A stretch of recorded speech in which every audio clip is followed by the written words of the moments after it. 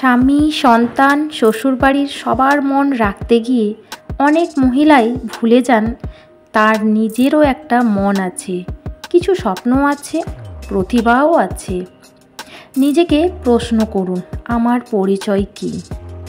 অমুকের মা, অমুকের বউ, অমুকের বৌমা। নিজেকে হারাবেন না। হয়তো লুকিয়ে আছে আপনার মধ্যে এমন কিছু প্রতিভা যেটা আপনি নিজেও জানেন না। সংসার জীবন তার মানেই তো দুঃখ, কষ্ট, সংগ্রাম এগুলো থাকবেই। আর জানেন তো, দুঃখ, কষ্ট, সংগ্রাম যত আসে ততই ভালো। ওর ভিতর দিয়েই মানুষ মানুষ হয়। ওগুলিকে যত অতিক্রম করে বা নিয়ন্ত্রণ করে চলতে পারে বা মানুষ চলতে পারবে, মানুষ ততই বড় হয় আর সুখী হয়। নমস্কার, আমি শান্তি। শান্তির পরিবার নতুন একটি ব্লগে সবাইকে অনেক অনেক স্বাগত। আশা করি সবাই খুব ভালো আছেন, আমিও বেশ ভালো আছি। আপনাদের সবাইকে সাথে নিয়ে আমি আমার আজকের এই ব্লগটি শুরু করলাম। জানেন, আজ আমার মনটা ভীষণ খুশি। আসলে আজ আমি যাব বাবার বাড়ি, আর সেই মতোই আজকে ভোরবেলা অনেকটা তাড়াতাড়ি উঠেও গেছি। যখন 4:30 বাজে তখনই আমি উঠে গেছি। উঠে বাড়ির কাজকর্ম কিছু ছিল সেসব কমপ্লিট করেছি। তবে হ্যাঁ, আজ এখনও কাচবো না, কাচবো একটু পরে। তারপর স্নান টান করে এখন ফুল তুলছি, যাব পুজো করতে। আর সবথেকে বড় কথা, বাবার বাড়ির জন্যই যে আমি ভোরবেলা উঠেছি সেটা না। আসলে শনি আর রবিবার এই দুটো দিন আমার যোগার ক্লাস থাকে, আর আমার ক্লাসের টাইমটা 6:30, মানে 6:20-25 আমাকে বেরিয়ে যেতে হয়। আর এইখানে না, ওই যে আমি ঠাকুর যে পুজো করি, ওই বাসি ফুলগুলো সেইগুলো না গাছের গোড়ায় আমি দিয়ে দিই। সেই জন্য এটা আপনাদেরকে দেখালাম। আপনাদের কাছ থেকে আরও একটা জিনিস জানার আছে। এই যে আমার তুলসী টবটা দেখছেন, পাশে না এরকম ছোট ছোট কতগুলো গাছ বেরিয়েছে। তো এই গাছগুলো কি গাছ? কেউ যদি জেনে থাকবেন তাহলে আমায় জানাবেন। সেরকম হলে আমি এগুলো রাখবো, না হলে তুলে দেবো। চলুন পুজোটা করে নিই, আর দেরি করব না। জয় গোপাল, জয় গোপাল।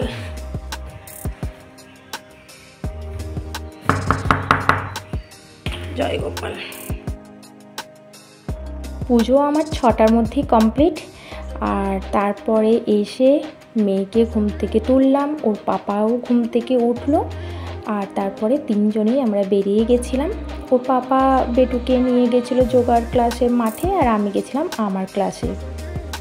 তারপর সেখান থেকে এসে বাড়িতে আরও টুকটাক অনেক কাজকর্ম ছিল। মেয়েকেও ফ্রেশ করলাম, ওকে খাওয়ালাম, তারপরে আবার ওকে আঁকার ক্লাস পাঠিয়ে দিয়েছি। আর কিছু কাজকর্ম আরও ছিল টুকটাক, সেই সবও করেছি। আর সাথে এখন আমি চলে এসেছি প্যাকিং করতে। মনটা শুধু ছটফট করছে কখন বাবার বাড়িতে গিয়ে পৌঁছাবো।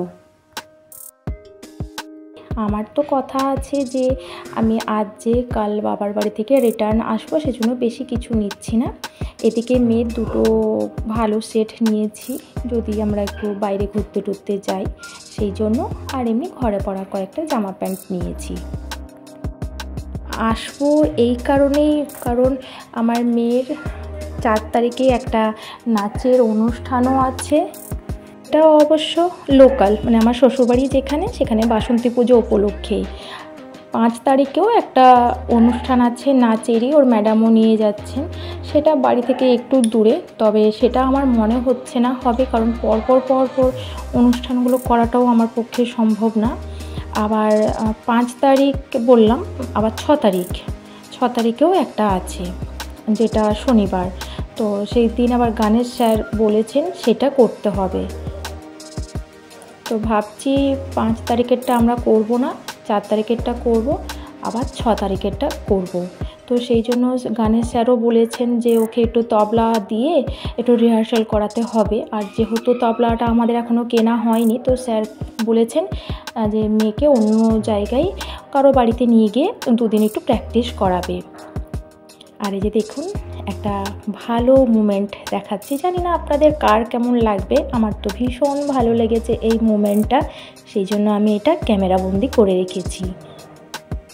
মেয়ে ঘুমিয়ে যাচ্ছে, তো সেই জন্য ওর পাপা কী করলো, ওকে কোলের মধ্যে শুয়েই ড্রাইভিং করছে। আসলে বেটু যখন ঘুমিয়ে যায় তখন দেখবেন এই দিকে ঝুঁকে পড়বে, নাহলে দেখবেন দরজাটার দিকে ঝুঁকে পড়বে, তো ওর লেগে যাওয়ার একটা ভয় আছে। সেই জন্যই ওকে কোলের মধ্যে শুয়েই দিয়েছে, মানে সিটের ওপর শুয়ে কোলে ওর মাথাটা রেখে দিয়ে ও আরামসে ঘুমোচ্ছে। আর আজ সানডে ছিল, সেই জন্য এত গরু নিয়ে যাওয়া হচ্ছে, এগুলো মেবি হাটে হয়তো বিক্রি হবে এমন কিছু।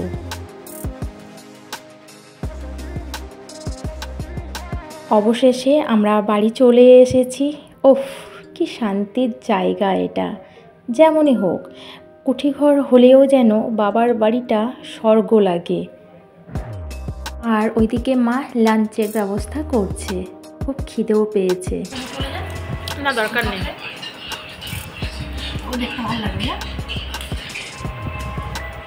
শোনো কি খাচ্ছ? ভালো লাগছে?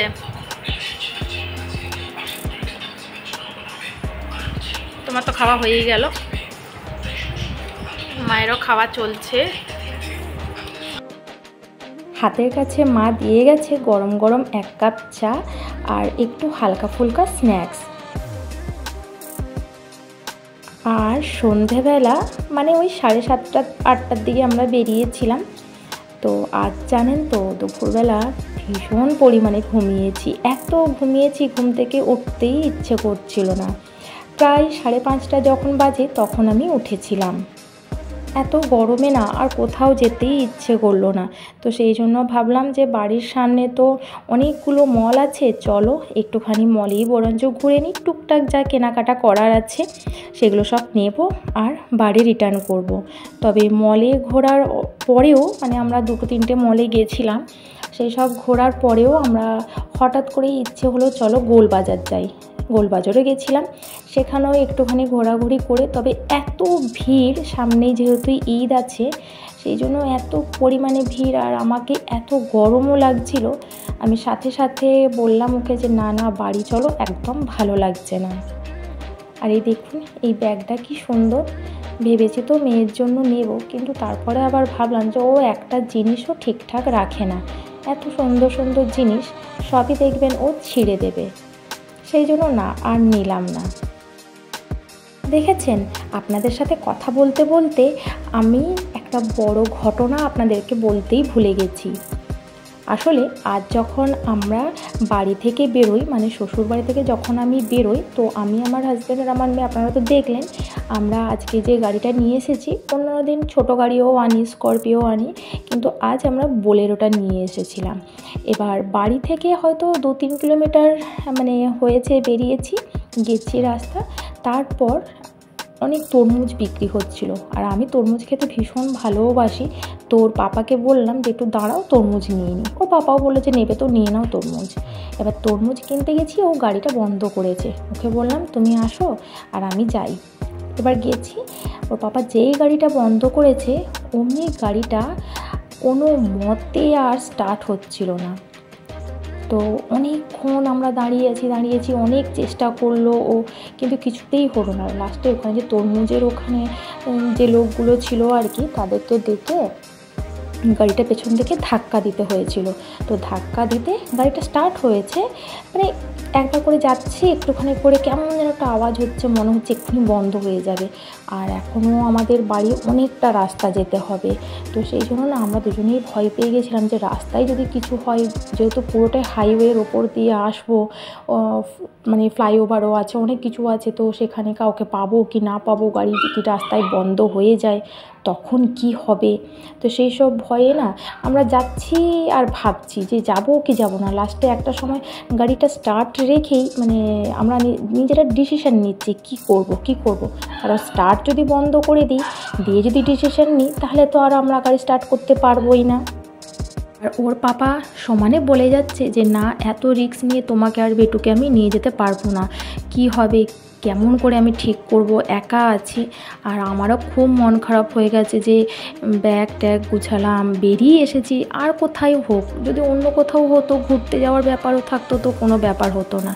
বাবার বাড়ি যাব, রাস্তায় বেরিয়েও এসেছি, তারপরে যাব না, রিটার্ন যাব, মনটা কেমন খারাপ হয় বলুন তো। তারপর দুজনেই রিস্ক নিলাম, বললাম যা হবে দেখা যাবে, চলো চলে যাই। তবে সাবধানে সাবধানে আমরা কিন্তু বাড়ি পৌঁছে গেছি। আর রাতের লাঞ্চে ছিল রুটি, চিকেন, চিংড়ি, আলু পোস্ত, আলু ভাজা আর মিষ্টি।